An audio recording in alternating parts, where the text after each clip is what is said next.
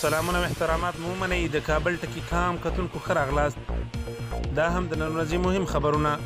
د بادغیس ولایت حکومتي چارواکي وایي چې د طالبانو بریدونو کې 9 کمانډویان او 3 پولیس وژل شوي دي. د افغانستان لپاره د بریتانیا او ازبکستان ځانګړو استازو پر افغان سوله خبرې کړې دي. جوزجان ولایت کې د ماین چاودنې له امله 9 تنه ملکي وګړو ته مرګ ژوبله اوښتې. د مالیې وزیر وایي ملي عواید 20 میلیارد افغانۍ کم شوي او د ګمرکونو عواید د یو شمېر اشخاصو جیبونو ته ځي.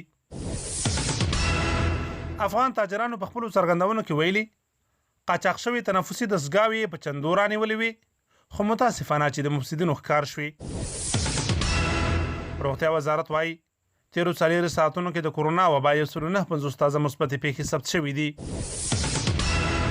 د عراقي پارلمان مرستیال وایي د ترکیې عملیات د بغداد او انقرې د تړون له مخې کیږي. د قرغیزستان محکمې پخوانی ولسمشر د فساد په جرم په 11 کاله بند محکوم کړ.